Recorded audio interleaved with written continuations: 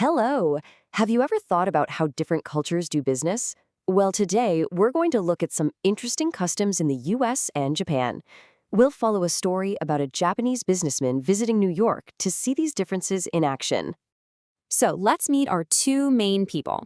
First, we have Mr. Tanaka, who's from Japan. He's visiting New York to meet with an American businessman, Mr. Smith. And as you'll see, his trip is filled with these little surprises that actually show us some pretty big cultural differences. Here's what we're going to cover. We'll start with Mr. Tanaka's arrival. Then we'll look at knocking on the door, sharing business cards, the American handshake, and even how people talk in meetings. Finally, we'll wrap up with why all of this really matters. Okay, let's begin our story. We're in the middle of busy New York City. Mr. Tanaka is on his way to a very important business meeting. So on one side, we have Mr. Tanaka from Japan, where politeness and tradition are really important. And on the other, we have Mr. Smith, a New Yorker who, likes to be direct and get things done quickly. It's a great setup to see how these two styles meet. The very first surprise for Mr. Tanaka happens before he even gets inside the office. It starts with something super simple, just a knock on the door. Isn't this interesting? In Japan, a couple of soft knocks is the polite way to do it. But in New York, you're expected to knock pretty loudly, maybe 3 or 4 times. It shows you're friendly and confident. So you have one action, but 2 totally different meanings. All right, let's head inside the office. The cultural lessons don't stop there. Next up is the exchange of business cards, which is a very, very big deal in Japanese business culture. In Japan, a business card is called a meishi. And a meishi is not just a piece of paper with your name on it. It's seen as an extension of the person. It represents their identity. And that's exactly why it's handled with so much respect. And you can see that respect right here. In Japan, you always use 2 hands to give and receive a card. It's a sign of mutual respect. In the US, though, it's often a quick, one-handed pass. You can imagine how that might have looked a little casual to Mr. Tanaka. So if you're ever doing business in Japan, how do you do it right? It's a simple 3-step process, really.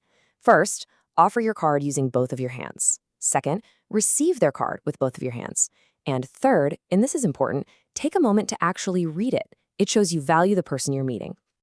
Okay, so after the business cards are exchanged, it's time for the greeting itself. And in the United States, that usually means a good, firm handshake. In American business, a handshake can say a lot about you.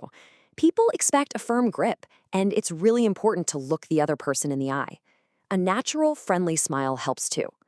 A weak handshake or looking away can sometimes give the wrong impression right from the start. The last big cultural difference that Mr. Tanaka noticed was the way Americans talk in meetings. It was quite different from what he was used to back home.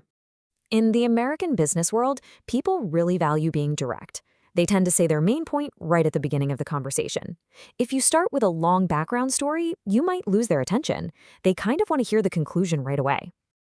So we've seen all these little moments from Mr. Tanaka's trip. What's the big takeaway here? What can we learn from his experience in New York? Okay, let's do a quick review. In the US, it's a good idea to knock loudly, use one hand for your business card, offer a firm handshake, and be direct.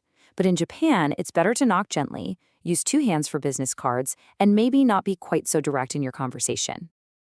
Learning about these different cultural styles is actually a really exciting part of doing business around the world. When we take the time to understand and respect these customs, we can build much stronger relationships, and that helps everyone succeed. So, what about you? What are some of the polite things to do in business meetings in your country? It's always fun to think about our own culture and see how it compares. Thanks so much for joining me for this explainer.